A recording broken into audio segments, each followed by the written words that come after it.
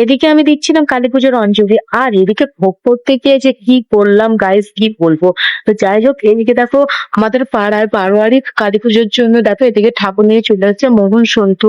আর আমি একটু ওদেরকে কাটি করছিলাম। তো যাই হোক, এবার ঠাকুরটাকে এনে এবার আমাদের মন্দিরে রাখা হয়েছে। কারণ এবারে আমার দাদু দিয়েছিল ঠাকুর, এমনি কোনো মানসিক টানসিক না, এমনি আমার দাদু ইচ্ছা হয়েছিল যে এবছর ঠাকুর দেবো, তো ওই কারণে দিয়েছিল। এবার যেহেতু বাড়ি থেকে সংকল্প করতে হয়, তো সেই কারণে আমি অঞ্জলিটা দিয়েছিলাম, সংকল্প করেছিলাম।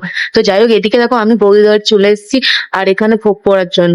আর এখানে দেখো আটা চটকানো হচ্ছে, আর এদিকে দেখো 5-6 রকম সবজি টবজি কাটা আছে, কারণ এই সবজিগুলোই ভাজবো। এবার বৌদি আমার কাছে দিয়ে চলে গিয়েছিল, বলেছে যে তুই ভাজাভুজি কর, তুই সবজিটা কর, আর আমি তাহলে চতুর্দিকটা সামলাই মাঠে গিয়ে। তো যেহেতু আমাদের পুরো মাঠে মানে পুরো পাড়ায় আর মাঠে বারোয়ারি ছিল, কারণে প্রতি বছরের থেকে এই বছরে প্রতিদিন প্রচুর একটা চাপ ছিল পুজো দিতে।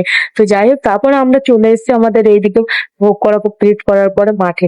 আর মাঠে এসেই দেখি এরা সবাই বসে আছে। অ্যাকচুয়ালি ব্যাপারটা হচ্ছে যে যারা যারা বারোয়ারি পুজো, যেহেতু যারা যারা প্রসাদের জন্য ফল মিষ্টি দেবে, তো সেইগুলোকে কালেক্ট করা হবে, কারণ যেহেতু বারোয়ারি পুজো পুরো গ্রামটারই মানে পুরো মাঠটারই।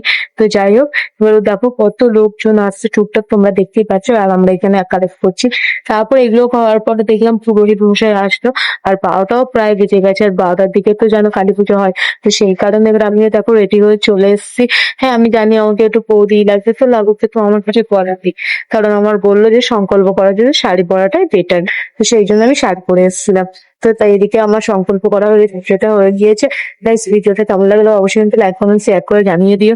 আর হ্যাঁ, কমেন্ট কিন্তু অবশ্যই জানিও গাইস। তো যাই হোক, বাই বাই।